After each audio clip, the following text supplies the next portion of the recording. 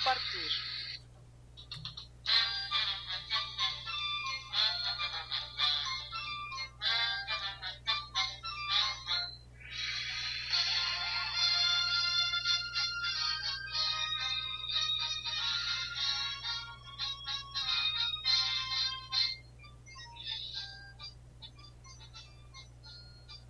Hola, hola, ¿qué tal, queridos amigos de Urus Radio? Buenas noches. Bienvenidos a un programa más de la verdadera historia de México. Los saludo, soy Doris y estamos transmitiendo en vivo desde la cabina de Urus Radio. Pues el día de hoy, lunes 28 de octubre de 2019. Y pues en este día vamos a continuar con la serie de la guerra México-Estados Unidos 1846-1848. Bueno, y pues ya en el capítulo 11, qué barbaridad, son demasiados, pero está fascinante el tema. Y pues ustedes saben que es narrado nada menos que por el profesor Francisco Mendoza, que es experto en historia de México y pues aquí está con nosotros. Vamos a saludarlo. Profesor, ¿cómo está? Buenas noches. Amigos de Urus Radio, licenciada, muy buenas noches tengan todos ustedes, con el gusto de estar otro lunes más aquí con todos nuestros amigos. Gracias, profesor, por estar aquí y por compartirnos tantas y tantas cosas. Vamos a saludar también a los que están en el chat. Y Daniel Rosales García, que dice que primera vez que los escucho en vivo, me encanta su programa, saludos. Daniel, saludos. Walter Torrestiana González, saludos al profesor y a la Lic Doris, un abrazo. Luis Enrique Muñoz dice buenas noches, queridos licenciada Doris y profesor Mendoza, escuchándolos. Omar Muñoz dice saludos cordiales, aquí reportándome desde Tlaxcala, la bella nuevamente. ¿Cómo dice, profesor? El chico del queso. El chico del queso, muy bien. Y se me hace que nos está haciendo un gol, profesor. ¿Vendes quesos o qué pasa? No es cierto. Bueno, vamos a seguir saludando aquí a Katia Jauregui. Dice, hola licenciada y profesor, saludos desde Guadalajara, hermoso Guadalajara. Saludos, Katia, bienvenida. Luis Enrique dice, con el mayor gusto, saludos desde León, Guanajuato. Natalia González, buenas noches. Hace una semana empecé a escucharlos, estoy muy orgullosa de escucharlos. Muchas gracias, Natalia. Bienvenida también. Profesor. Pues gracias, amigos, por todos sus comentarios. Se unen a los comentarios que nos llegan a los diferentes medios, que ya dará mención la licenciada, de que de veras nos estremecen, muchos comentarios de ustedes de veras nos estremecen y nos animan a seguir en este programa, licenciada. Claro, nos animan muchísimo. También está Mandis Macías, buenas noches, dice, una vez más aquí en vivo, ya con todos sus temas. Es que se mueve, profesor, dice, ya, ¿cómo dice? Ya con todos sus temas, ya tengo de más que platicar con mi familia, sí, los cuales también les gusta la historia, qué bueno. Saludos desde la comarca lagunera de Durango, el mero Tlahualilo. Omar Muñoz, sí, claro, nos dedicamos a la fabricación. Ah, mira, si es un gol, Omar, te vamos a cobrar. No es cierto. George dice, saludos, escuchando en vivo y me da, ¿qué? Mención. Fuerte abrazo a los dos. Misael Corrales dice, saludos y gracias por estos programas. Y pues bueno, seguimos aquí anunciándoles, amigos, pero pues sí, antes de darle el micrófono al profesor para que nos platique el día de hoy sobre la guerra de Estados Unidos contra México, les recordamos que vamos a estar el próximo viernes, que es 1 de noviembre, vamos a estar en Tochimilco, Puebla, que el profesor va a dar una conferencia con el tema de la leyenda de los soles y será en la explanada enfrente de la presidencial municipal a la 1 de la tarde. Ya algunas personas nos confirmaron y pues por allá los esperamos. Van a ir de Veracruz, Jorge y Georgina Cardeña, pues por allá los esperamos. Saludos también a todos los que nos mandan mensaje por Facebook. Está Gerardo Aboites, Ignacio Ismael Bernal, que es de Oaxaca, Enrique Joaquín también de Oaxaca, César Beltrán de Texas, Mateo Junior también de Oaxaca y vive en Estados Unidos, Miguel Ricardo Ramos de República Dominicana, está casado con una mexicana. Pues saludos hasta la República Dominicana. Jorge Alberto Falcón, pues también gracias por tu mensaje, Jorge Alberto. Raimundo de la Cruz, de Oklahoma. Está Aletano Alan Poe. Le gustará Alan Poe. Chas Torres Jerez de Chile. Él nos hace una aclaración, pero ahorita que la encuentre, profesor, vamos a saludar también aquí en el chat a José Luis Vázquez Campos. Dice saludos y como siempre un placer escucharlos. ¿Puede leer el siguiente, profesor? De Arturo Morrisey Díaz, dice, soy de Puebla. De hace años para acá me he apasionado por la historia mundial y la de México. Soy usuario de Spotify y los encontré en el podcast y se me volvió vicio ahora escucharlos, más con la guerra México contra Estados Unidos. Ahora me regresé al primero que publicaron y estoy escuchando los antiguos. Dice Luis Enrique Muñoz, ustedes también nos animan a apreciar nuestra patria querida. Todos amamos nuestra patria, todos los que estamos aquí en Urus Radio. Faustino López, saludos desde Ciudad de Nezahualcóyotl, les mando un abrazo. Creo que los demás ya los habíamos mencionado, licenciada. Y bueno... Sí. Isaac López, saludos desde Filadelfia, gran seguidor de su programa, es adictiva la forma en cómo narra los hechos del profesor. Muchas gracias por su comentario.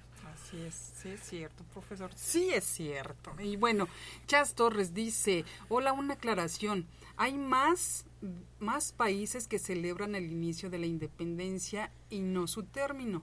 En Chile se celebra la primera Junta Nacional de Gobierno, que fue una junta que no reconocía a Pepe Botella, pero hasta ese momento no estaba pensando en formar una república. La fecha es 18 de septiembre de 1810 y hasta el día de hoy, que es 18 de septiembre, la celebración de nuestras fiestas patrias. Al igual que México, bueno, aquí hay un pequeño errorcito.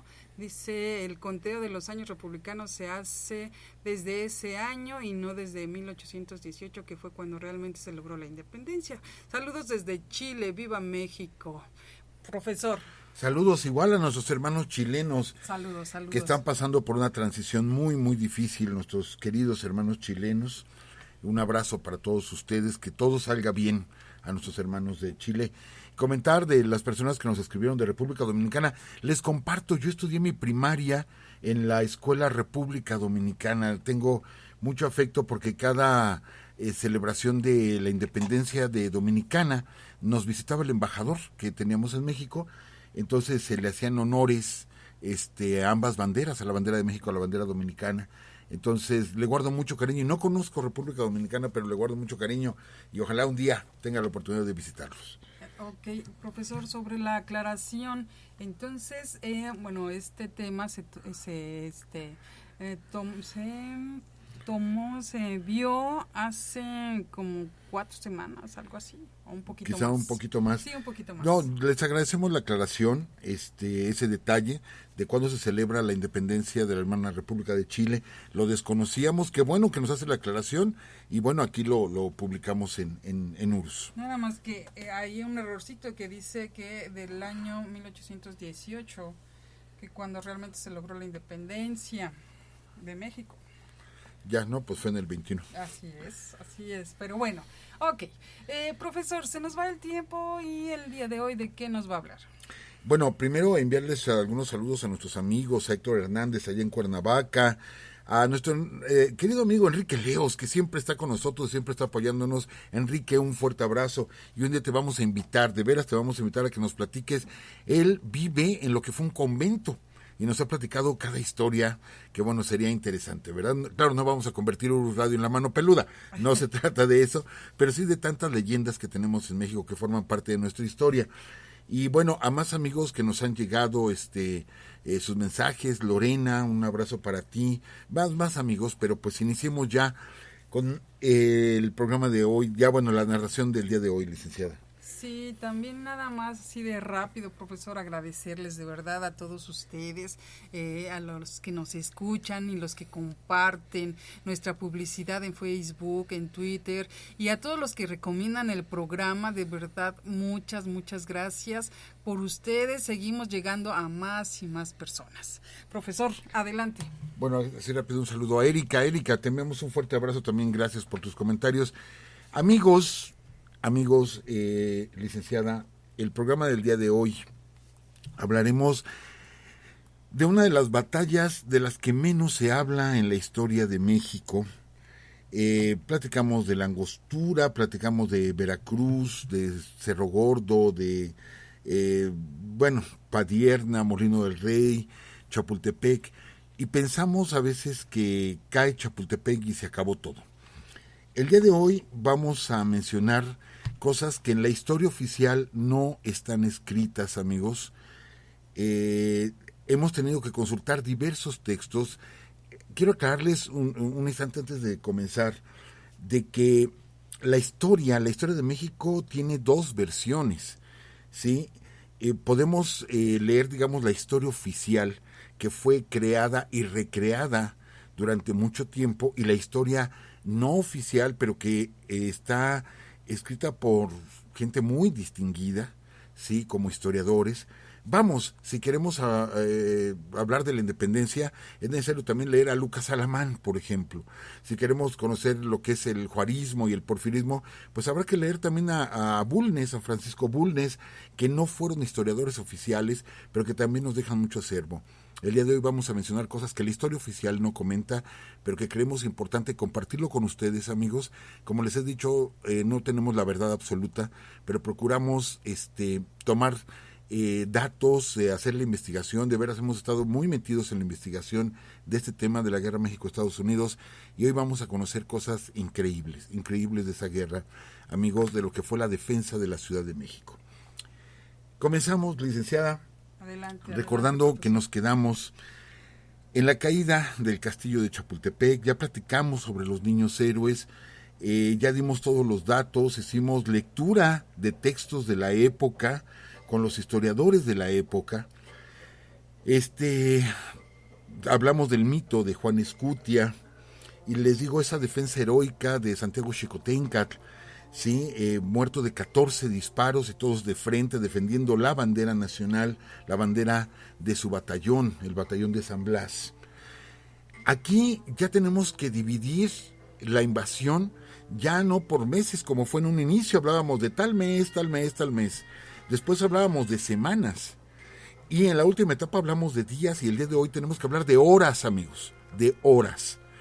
¿Por qué?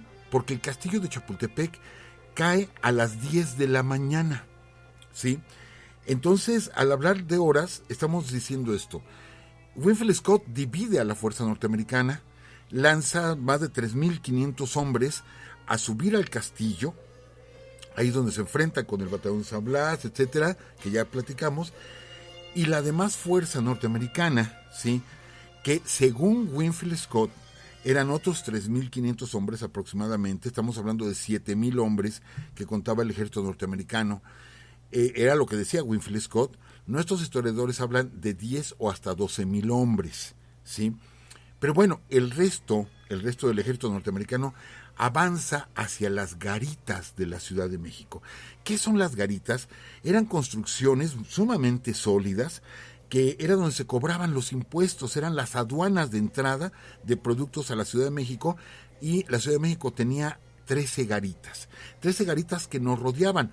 No se olviden, amigos, que más de la mitad, o prácticamente la mitad de la Ciudad de México estaba rodeada todavía por el lago de Texcoco, ¿sí? Por lo tanto, solamente había un camino, ya se los habíamos platicado, que nos llevaba por el Peñón, por donde pensaba Santana que iban a entrar los norteamericanos, y a la mera hora le dieron la vuelta por el sur. Winfield Scott decide entrar por el occidente de la ciudad, esto es, por el poniente, y se topa con dos garitas. La garita de Belén, ¿sí? Y la garita de San Cosme. Quienes conocen la Ciudad de México, amigos, la garita de San Cosme es la esquina de lo que hoy es el circuito interior y la calzada México-Tacuba. Justo la esquina, ahí donde está el cine Cosmos y todo esto, ahí estaba la garita, ¿sí? De hecho, todavía hay una construcción, hay una parte de la construcción de la garita. La garita de Belén está en lo que ahora son los terrenos de Televisa. A esa altura, ¿sí?, se encontraba la garita de Belén. Y por el sur, hoy vamos a mencionar algo que, les digo, la historia oficial no comenta, estaba la garita de la Viga, que actualmente es la calzada de la Viga, ¿sí? Y teníamos la garita de la Candelaria, o también llamada garita de San Antonio, que está en lo que es a la altura del metro San Antonio Abad. Esto es ya la calzada de Tlalpan. Pues bien, por estos dos lados, los primeros que mencioné, Belén y San Cosme, es por donde lanza su fuerza Winfield Scott. Los primeros soldados a las 10 de la mañana, ellos empiezan a atacar la garita de San Cosme, y los que vienen de Chapultepec, después de tomar el castillo, avanzan hacia la garita de Belén. Bien, ¿qué pasa con nuestro ejército? Es algo, miren amigos, yo no soy militar y desconozco de estrategia militar, obviamente.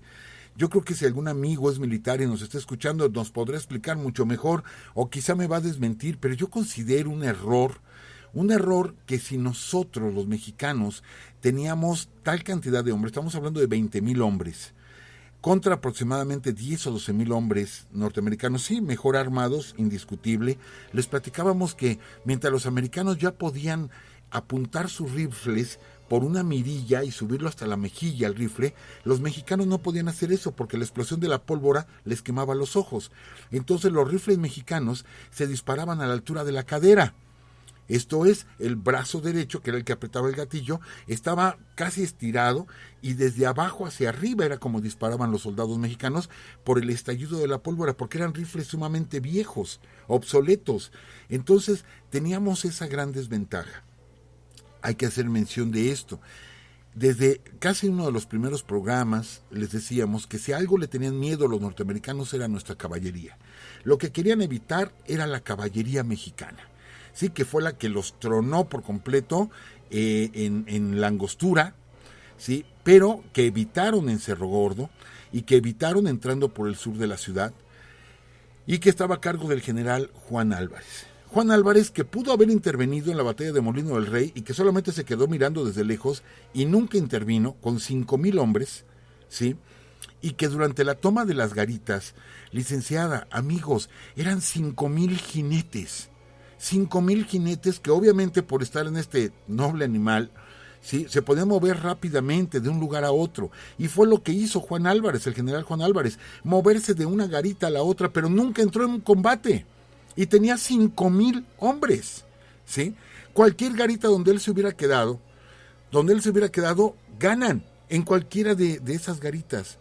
Mas, sin embargo, estaba en una, se iba a otra, de tal forma que esa noche, ¿sí?, el general Juan Álvarez salió con 5,000 hombres.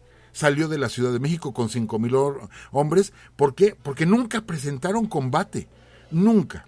Bueno, la garita de Belén fue atacada, fue defendida, varias veces se les rechazó a los norteamericanos, fue valerosamente defendida. La garita de San Cosme igual, pero ambas cayeron alrededor de las 5 de la tarde. Esto es 7 horas después de que cayera Chapultepec, caen ambas garitas. Déjenme decirles que Winfield Scott, ¿sí?, ya no tenía refuerzos. De hecho, había dejado una guarnición en Puebla, de la cual vamos a hablar hoy, con 500 hombres nada más y 1,700 hombres heridos, sí, convalecientes, pero solamente había 500 hombres. Y nuestros guerrilleros, sí, y vamos a platicar de Jarauta después, estaban entorpeciendo la llegada de abastecimientos al ejército norteamericano. El general Urrea tenía sitiada la ciudad de Puebla. Mientras estaba peleando en la Ciudad de México, también se estaba peleando en la ciudad de Puebla, ¿sí?, al mismo tiempo. Pues bien, Scott sabía que no había regreso. No podía haber detenido a sus tropas después de tomar Chapultepec, porque sabía que se iba a reorganizar el ejército mexicano. Entonces, por eso continuó toma las garitas y los que triunfan en la garita de San Cosme les da la orden de avanzar hasta la Alameda Central, lo que ahora es la Alameda Central, por ahí, por el área del Metro Hidalgo, ¿sí? Por ahí, por toda esa calzada, iban a avanzar. La gente que estaba en Belén iban a entrar por Bucareli, lo que ahora es el Paseo de Bucareli, ¿sí? Y la gente que estaba defendiendo, amigos, la garita, ¿sí?, de la Viga. ¿Se acuerdan que yo les comenté que cuando se venía ya la guerra, la gente, el pueblo, ¿sí?, el pueblo estaba sacando hasta viejos uniformes? Amigos, este hecho no lo vamos a encontrar en la historia oficial. Les platico que un hombre, solamente conocemos su nombre así, José Pérez. Él peleó en la Guerra de Independencia. Estamos hablando, se peleó en la Guerra de Independencia, ya era una persona mayor, no era un jovencito, no era uno de los cadetes del colegio militar, ya era una persona mayor, ¿sí? Él se queda a cargo, cuando comienza la retirada del ejército mexicano, da la orden Santana de que se replieguen hacia la Ciudadela. Sabemos que es una fortificación enorme que le sirvió mucho a Victoriano Huerta, sí, años después. Da la orden de que se retiren y se concentren en la Ciudadela, y él se queda con parte de la Guardia Nacional. Guardia Nacional quiere decir que no formaban parte del ejército regular, con 100 hombres, amigos. 100 hombres, José Pérez, ¿sí?, que había peleado en la Guerra de Independencia. Él decide quedarse, no obedece las órdenes de los comandantes y decide quedarse en la garita de la Viga. Viene una columna de norteamericanos y él detiene a esa columna con solamente 100 hombres, detiene a esa columna que tiene 900 hombres y no pueden pasar hasta que tiran su último disparo. No hay más disparos, ¿sí? Entonces José Pérez decide lanzarse con solamente 10 caballos, amigos, y los demás a pie deciden lanzarse con sus lanzas, o sea, todavía lanzas, ¿sí?, con machetes, deciden lanzarse contra los norteamericanos y les causan ellos más de 400 bajas al ejército norteamericano, y hacen toda esa columna de 900 hombres, los hacen correr, ¿sí?, hasta que regresa caballería norteamericana y matan a los 100 hombres de José Pérez. Los 100 murieron, ¿sí? Platicábamos o hicimos la mención la semana pasada de los kamikazes japoneses. Bueno, pues es lo mismo. José Pérez, les digo, que había peleado en la independencia, un hombre mayor, se lanza con sus 100 hombres, hace correr a 900 norteamericanos. Vean el valor de nuestra gente. Nuestros mandos muy mal, pésima dirección, ¿sí? Pésima dirección.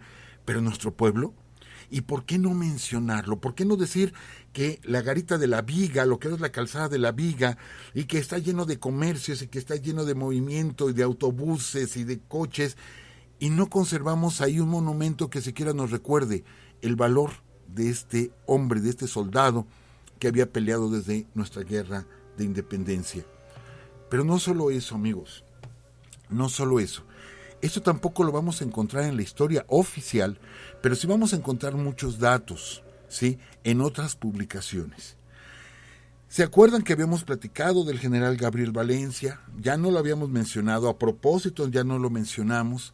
Gabriel Valencia, que fue el que en Padierna choca con Santana, no lo obedece, se lanza contra Winfield Scott, pero hace correr a los norteamericanos, y que les platicamos que Santana, arriba de una loma con la caballería, no decide, o más bien decide no apoyar a Valencia, y destrozan a la división del norte en Padierna, la más experimentada, los soldados más, o sea, que tenían más tiempo, nuestro ejército profesional, lo hacen pedazos en Padierna, ¿sí?, lo hacen huir y matan a muchísimos, y porque Santana no los quiso apoyar. Y les platicábamos que Gabriel Valencia se va hacia Toluca. Bueno, según la historia oficial, no se le vuelve a ver en esta guerra. Según fuentes no oficiales, amigos, y que varias de ellas las pueden consultar por internet, ¿sí?, según fuente. Es más, en la biografía de Gabriel Valencia, búsquenlo y van a encontrar muchos de estos datos que les vamos a compartir. Regresa a la Ciudad de México. Él sabe que tiene órdenes de Santana de que donde lo encuentren lo fusilen. Pues Gabriel Valencia se regresa a la Ciudad de México, llega el día 13 de septiembre, ¿sí? Ya no existe su división, no existe, y con algunas gentes de la Guardia Nacional toma Palacio Nacional, se mete al Palacio Nacional.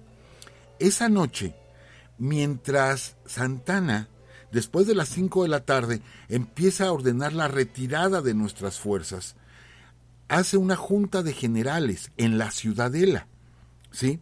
Pues mientras el general Gabriel Valencia se encierra con 100 hombres en Palacio Nacional para defenderlo. Les repito, la historia oficial no lo menciona, ¿sí? Pues bien, Santana da la orden de que se retiren las tropas mexicanas y las tropas mexicanas empiezan a moverse después de la Ciudadela. Algunos llegaron a la Ciudadela, después otros se mueven y van a dar a la garita de Peralvillo. Esto es la salida por donde se van las peregrinaciones a la Basílica de Guadalupe. Todavía existe, es la única garita que existe, que todavía funciona, obvio, no como garita, es un museo, pero que todavía está completamente en pie, la garita de Peralvillo frente a las torres de Tlatelolco. Ahí la podemos ver y la podemos visitar. Bueno, ahí es donde se concentra Santana a las 12 de la noche del día 13 de septiembre. Ahí se concentra con todas sus fuerzas. Abandona la Ciudad de México, ¿sí? Con la idea de irse a la Villa de Guadalupe, a la Villa de Guadalupe Hidalgo. Acuérdense, hablamos de villa no como iglesia, sino villa como un lugar habitacional, como un pueblo, es una villa. Él se va a ir a la Villa de Guadalupe Hidalgo, que es donde está la Basílica de Guadalupe. Pues bien, amigos, las tropas norteamericanas que derrotan a José Pérez ahí en la Viga, entran a la Ciudad de México. Winfield Scott detiene el avance de los norteamericanos porque no se imagina que el ejército mexicano se esté retirando y piensa que lo van a emboscar, que hay una trampa. Él deja libres a sus generales, ¿sí? Y uno de estos generales norteamericanos avanza hasta el Zócalo de la Ciudad de México. Estamos hablando de la madrugada del día 14 de septiembre. La madrugada. Entran hasta el Zócalo de la Ciudad de México. Y amigos, esto es un hecho increíble. Increíble. ¿Por qué? Porque 300 norteamericanos quieren tomar Palacio Nacional, ser los primeros en llegar al Palacio Nacional. Y el general Gabriel Valencia los detiene. Lucha contra ellos, pierde aproximadamente 30 hombres, quedan 70 hombres. Entonces ya no tienen más balas para disparar, amigos, y sale a bayoneta calada a enfrentarse contra los norteamericanos. Al principio los hace huir, pero llega la caballería norteamericana de esta división que entró por el sur y los mata a todos, entre ellos al general Gabriel Valencia. Muere de un disparo en la cabeza. Mueren alrededor de 40, 30 regresan corriendo y se encierran en Palacio Nacional para no entregarlo. Amigos, ya no había balas. No había balas. Son 30 mexicanos metidos en el Palacio Nacional. Tenía 2 pisos nada más, ahorita tiene 3. Y empiezan a arrojar por la azotea y por las ventanas muebles. Los muebles de Palacio Nacional los empiezan a arrojar porque ya no hay que aventarles a los norteamericanos. Cuando se acaban los muebles, empiezan a arrojar botas, zapatos, lo que tenían a la mano, jarrones, lo que fuera, lo empezaban a arrojar desde la azotea para evitar que tomaran Palacio.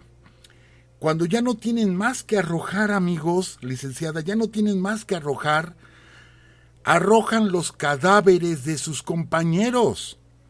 Desde la azotea de Palacio Nacional, arrojando los cadáveres, utilizándolos como arma. En una situación totalmente desesperada. Amigos, obvio como historiador, he leído muchos hechos históricos. Yo nunca he leído en las batallas de la Segunda Guerra Mundial, en las batallas napoleónicas, en ninguna parte he leído que se hayan utilizado los propios cadáveres como arma, que hayan arrojado cadáveres al enemigo. En ninguna parte de la historia lo he leído. No dudo que haya sucedido alguna otra ocasión. No me ha tocado leerlo. Y me aprecio pues de haber leído un poco de grandes batallas. A ese grado se defendió el Palacio Nacional, ¿sí? Hace poco hace unos días tuve la oportunidad de estar en la Feria Internacional del Libro, ahí en el Zócalo, y me quedé buen rato extasiado viendo Palacio Nacional, y me imaginaba cómo aventaban los muebles, cómo aventaban las botas, cómo aventaban jarrones, vasos, lo que tuvieran a la mano, y después ver volar cadáveres. Digo, era esto fratricida. Y Winfield Scott, ¿sí? que era soberbio a más no poder, tuvo que decirlo en los Estados Unidos. Mientras unos nos devaloraban, como Robert Lee, ¿sí? nos devaloró, el mismo Winfield Scott en Estados Unidos dijo, nos combatieron hasta la muerte. ¿Sí? Le faltó decir, nos combatieron hasta con los muertos. Amigos, esto es una opinión personal, no sé si ustedes la compartan o no, respeto las opiniones de ustedes, pero ¿de qué está hecho el mexicano, caray? ¿De qué está hecho el mexicano cuando repasamos la historia de México desde la conquista, la independencia?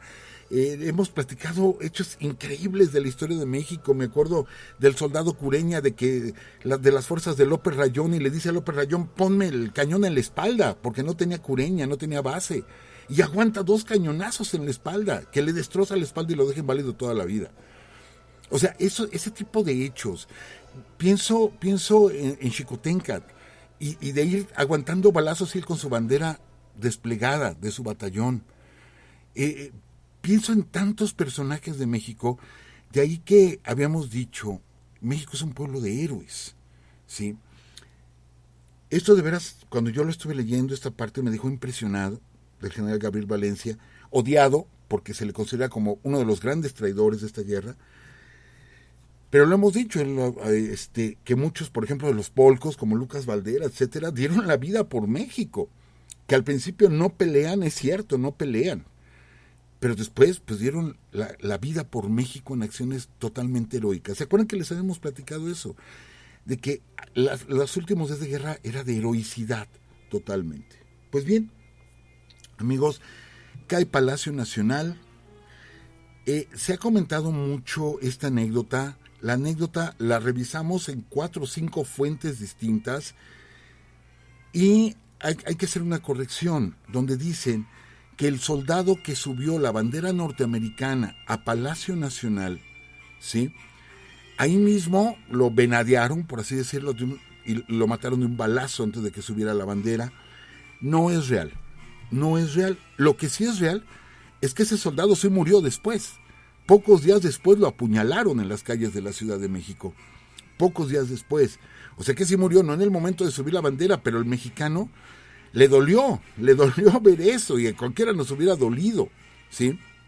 Yo recuerdo que estaba muy jovencito en secundaria, que ya me gustaba la historia, pero desconocía muchísimo, y tuve la oportunidad de ir al Castillo de Chapultepec, y de pronto veo una pintura.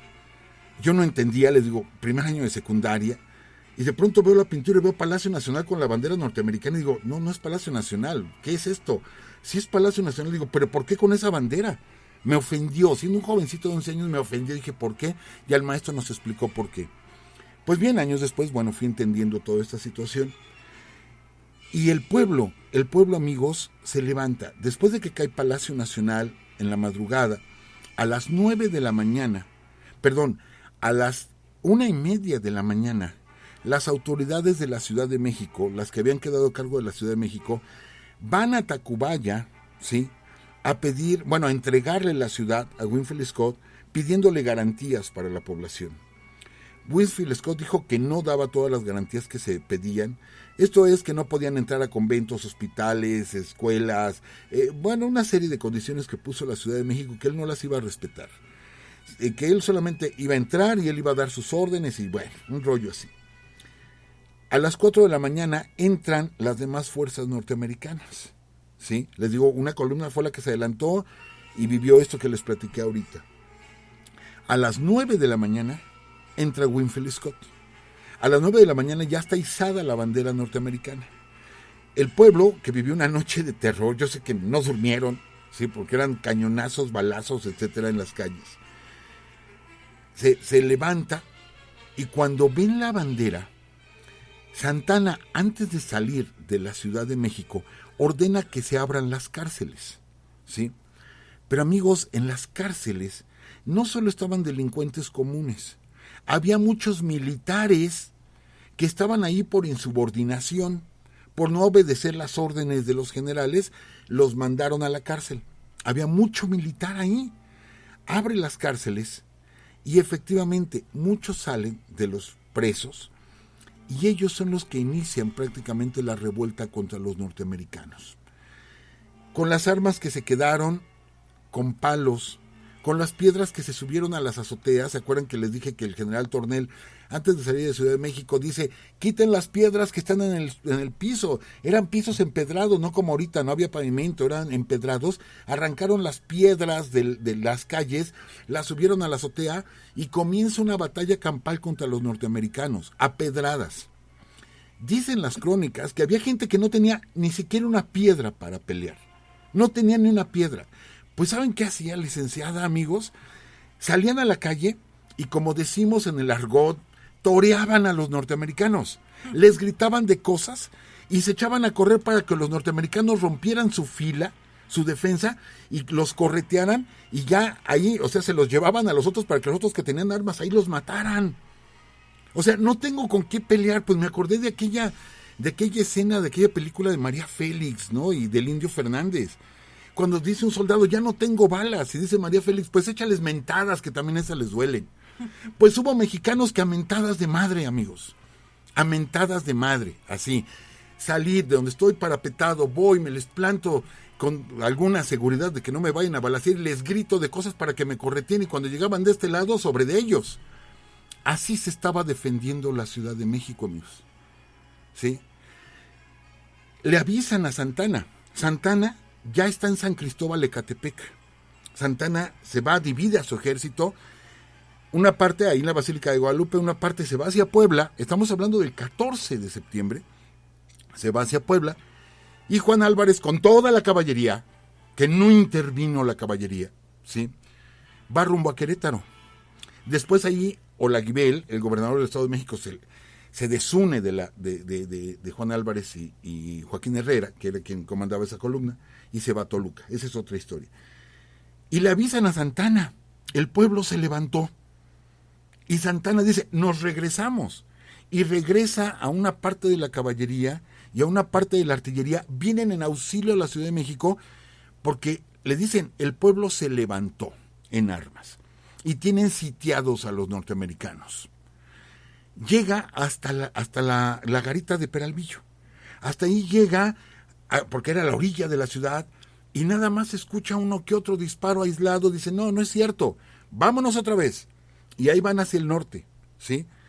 Bueno, pues al otro día, el día 15, le vuelven a decir, es que el pueblo se levantó y ya le capturaron 6 cañones a los norteamericanos. Pues regrésate otra vez a apoyar al pueblo. No, ya el día 15, el pueblo, al ver que no tenía el apoyo, ellos esperaban, el pueblo esperaba el 14, la gran batalla dentro de la Ciudad de México. No en las garitas fue el 13. Esperaba la gran batalla el día 14. Por eso el pueblo se armó con piedras, con palos, con su cuerpo. Así se armaron. Pero Santana se va, ¿sí? Santana se va, regresa, ya noche, la gente estaba como durmiendo, aunque dicen que en las noches se oían los balazos todavía, algunos balazos. Y el 15 se levanta otra vez el pueblo, pero nunca llegan los refuerzos que ellos esperaban. Los refuerzos eran 5,000 hombres que llevaba Santana, 5,000 hombres que llevaba Juan Álvarez y José Joaquín Herrera rumbo a Querétaro. Eran 10,000 hombres, mal armados, sí, desanimados, sí, muy desanimados, el ánimo por los suelos, hubo muchas deserciones, mucha gente que desertó, pero el pueblo se había levantado y no tuvieron ya el apoyo. Entonces lo que hace Winfield Scott es dar la orden, amigos, de que del lugar donde saliera una bala contra un soldado norteamericano, se derrumbara el lugar a cañonazos. Los primeros que entraron fue la caballería, después la infantería, la artillería se mueve más lentamente, pues ya estaban los cañones en las calles, ¿sí? Hubo muchas, entre la calle de López y la calle de lo que es Madero, ahí hubo muchos ataques. Winfield Scott lo descalabraron, ¿sí?